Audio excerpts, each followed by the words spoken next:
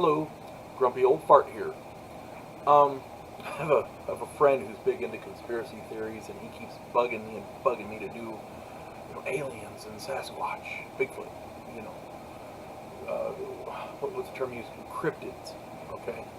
Now, I like a good story as well as the next guy, but I'm trying to keep this real. I don't want to do conspiracy theories. I don't want to do crazy monster stories and stuff. But he keeps bugging me, and I told him I would, so just to shut him up, here we go. Alright, we'll start with Bigfoot.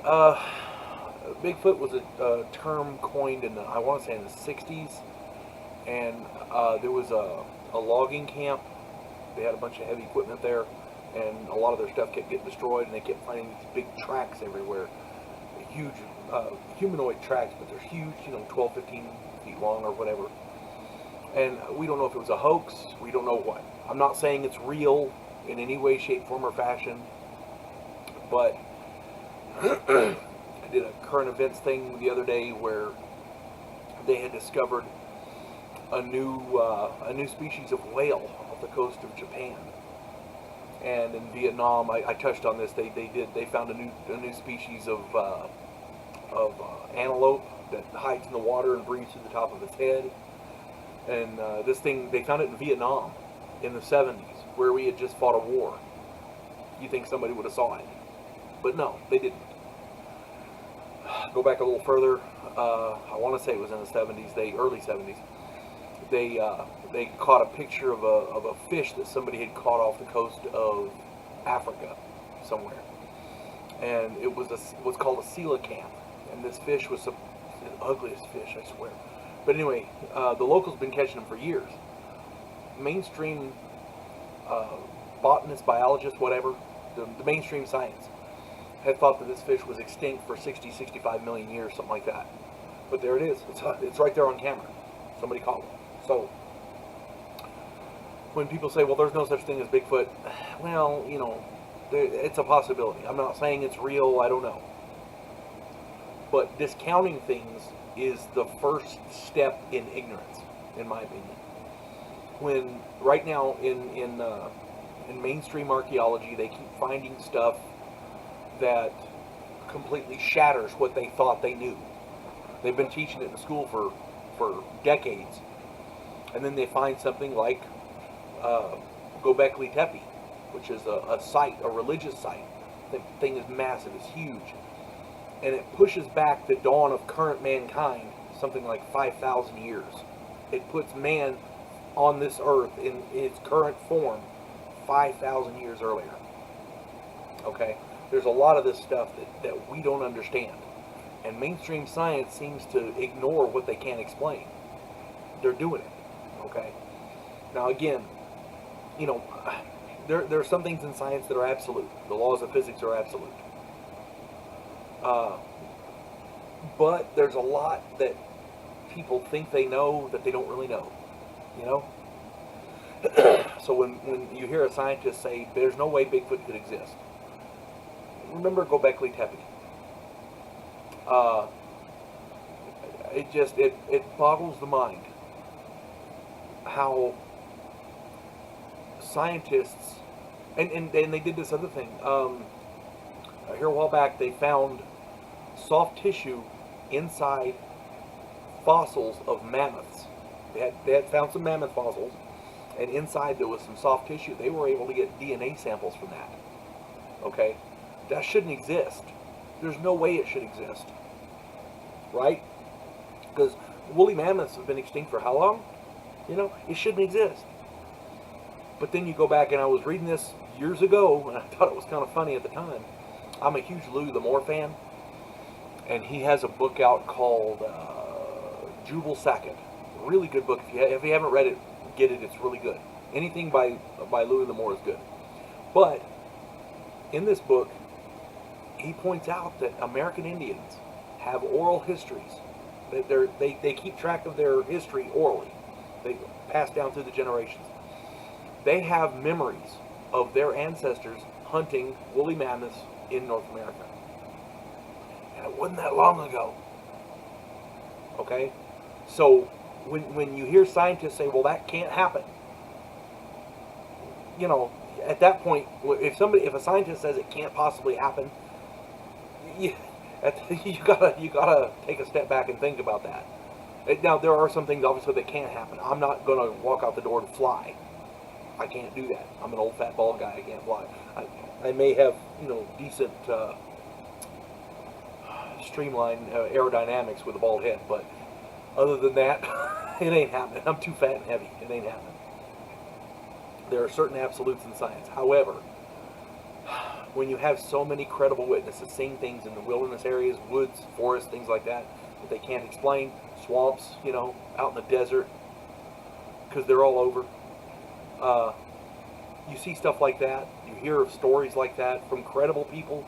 People have no reason to lie. They're not making any money off of it. Reporting stories like this could conceivably ruin their careers, their lives. You got to kind of take, you know, put some weight behind that. There's another man. He died recently, several years back, named Lloyd Pye. He had an interesting theory on that. We have so much of our wilderness that's unexplored, and we have so much that is unoccupied. There's plenty of places for a large biped to hide in North America. He also made a good point. All these hoaxers run around with fake feet making the footprints and stuff. A lot of these are articulated feet, which means the bones and the muscles inside, they've created a prosthetic that works exactly like a real foot. So if these people, instead of running around in the woods making hoaxes with these fake feet, take these fake feet to a company that makes prosthetics, they could be millionaires. They could make a lot of money doing that. So, the other thing about Bigfoot, if it's a hoax, it is a long-running hoax. It's been around for about ancient Middle Eastern areas reported these things. We're talking 6,000 years ago. So, if it's a hoax, it's a long-running hoax, and it's well preserved. Okay.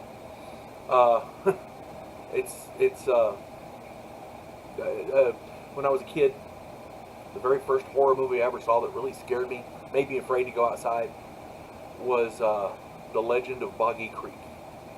And it dealt with a creature like this, three-toed, you know.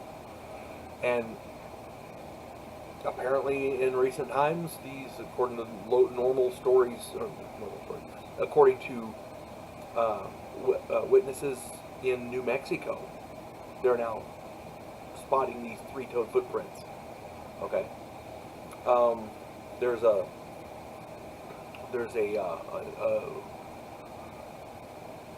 video on YouTube, you can get it, called the Navajo Rangers, and it deals with the paranormal things that they see out in New Mexico, out in the middle of nowhere.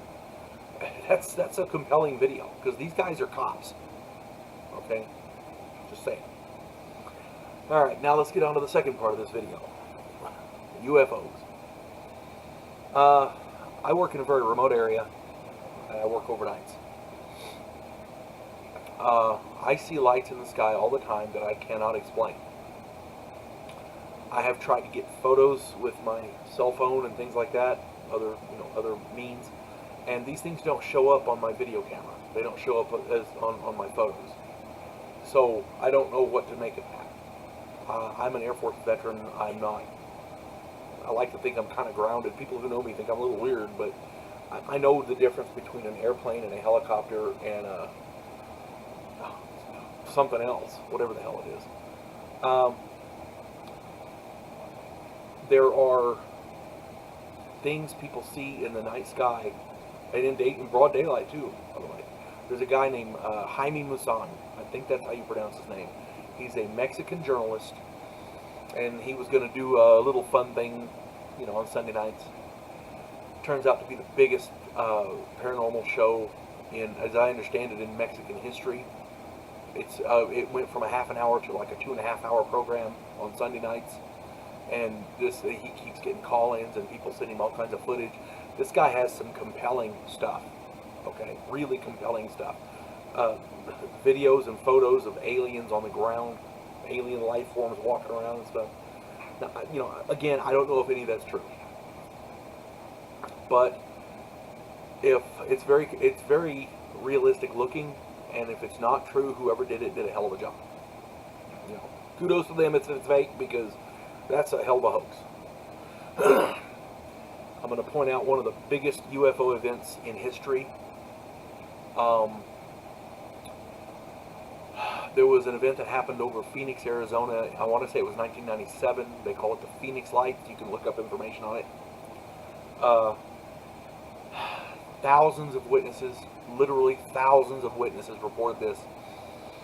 This was a V-shaped craft that moved at 30 miles an hour slowly across the sky over the suburbs of Phoenix, Arizona. Hundreds and hundreds of people got videos and photos, and these are credible witnesses. These are doctors, lawyers, police officers, military personnel. This isn't Billy Bubba in his backyard with a 6-pack of beer, you know, cooking on a barbecue, half tanked, and looks up, oh look, what's that? Oh, let's get a video of it. You know, no, these are credible people in jobs that reporting the story could have ruined their careers. I mean, it was ridiculous how many people saw this. Do some research and look into that. I'm not saying UFOs are real, I don't know. But that is, in my opinion, the most credible case, because you have so many witnesses, so many videos, so many photos. You have stories that the military put out that can't possibly be true about it. They call it flares or whatever. And these lights moved in unison across the night sky. They weren't, floating down like a parachute flare, or they didn't behave like flares. They behaved like a craft moving across. And people were underneath it, and they could see it pass over them, and you could see the outline of this thing as it passed over, because it blocked out the stars. I mean, it was one huge craft. Other lights left it and came back, is my understanding. Which means it's a type of an aircraft carrier. Now, think back to that movie, The Avengers, where they had the big helicarrier, the shield helicarrier. And that's a cool looking thing. But let's look at that from a military standpoint. If that thing couldn't cloak, everybody could see it. It's not jet powered, moving fast or anything. That's a big freaking target. In a military situation, that thing is a target. Okay, it's got to have some significant defenses. Otherwise, a couple of missiles will bring it down easy. Cheap missiles too. It wouldn't even take a lot. Okay, you aim for those the 4 big engines, you're done. You see what I'm saying? My point is, this big craft that moved across Phoenix, Arizona, was a large singular aircraft, and other things left it and came back, like little smaller craft. So if it's an aircraft carrier and our government built it, why in God's name would you? It's stupid. It doesn't make any sense. In our modern technology, it doesn't make any sense. Seeing something like that flying through the sky, that's a damn target. It's a waste of billions of dollars for nothing. So, that being said, if that was real, and if it was a craft, I doubt our government did it. If they did, that's a waste of money. That's a waste of freaking money. As a military craft, it's a waste of money. If they're doing stuff just to prove they can do it, something's wrong. Okay?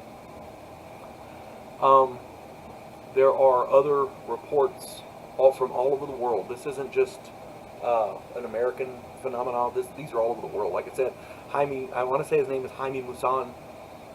He's a very well-respected Mexican journalist. He's and he's a funny little dude, man. He's awesome. He's a funny dude. You can check him out, some of his work. His English isn't so great, but he's funny. I like it. At any rate, the UFO phenomenon has been going on for centuries as well. There are paintings in museums and stonework in churches around the world that depict craft in the sky. What's his name? The Macedonian dude, Alexander the Great. He reported being attacked by flying shields. This is a serious thing, and I'm not saying UFOs are real or aliens are real or whatever. I'm not taking a stand on that issue. But I will say this. Again, if it's a hoax, it's been around a long time and it's well documented. Okay? Now that being said, again, I'm not saying any of this stuff is real, but do some research from credible sources. Okay, again, we don't want to see,